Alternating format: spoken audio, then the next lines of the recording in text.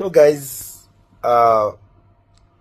juzi nimemsikia rais alikuwa pale Vihiga na pale Kitale, so akasema eti kuna mtu anatoka hapa Kitale ati yeye ajui bei ya diaper, ako na nyumba ya kukodesha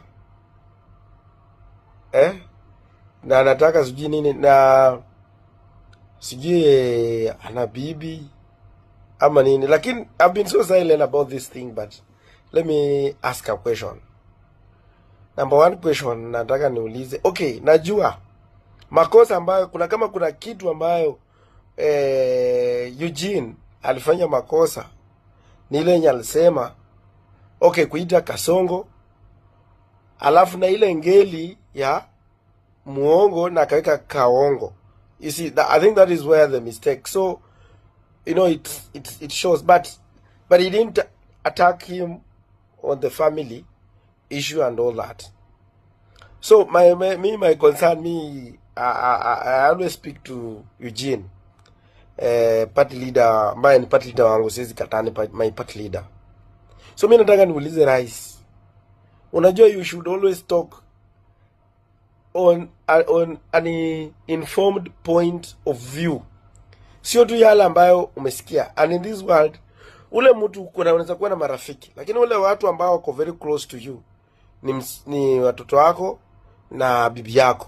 Those are the ones who can really tell you the truth on what is happening. Kama Eugene ako na engine yake inafanya kazi ama haifanyi kazi, kama anaweza patiana mtu mimba ama hawezi, and all that.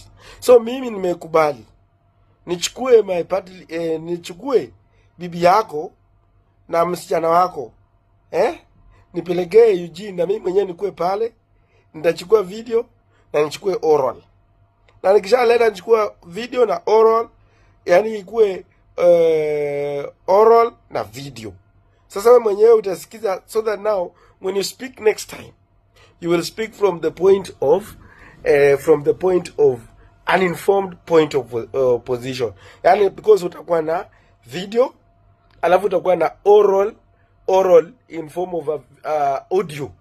Yani usikie kama anasema anaweza, does he function or not, so that now when you go and tell Kenyans, mwambia nilipatia hata msichana yake, na alafu tena tutafute time kama maybe tuseme because now msichana kama ana ovulate, tuna time tujue sasa msichana asipompatia mimba, then we will conclude that sasa ana nipatia msichana wangu but hakuwa impatia hata mimba.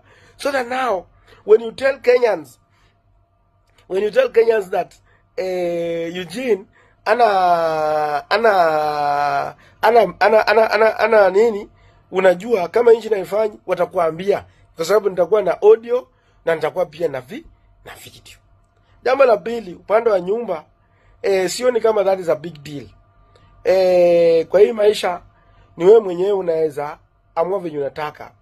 Unaweza kuwa na manyumba mingi, uko na nyumba maybe Mombasa, uko na nyumba Nairobi, uko na nyumba Ushago, uko na nyumba hata hapa Mombasa, uko na nyumba hapa sijui wapi,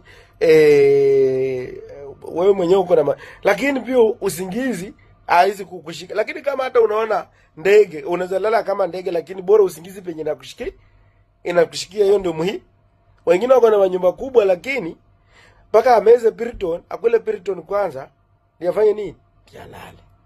Sasa rais, mimi nataka tu hapo tu point hapo pako informed, so that when you tell Kenyans you are telling them so yeah, I think that is what I can just say about that.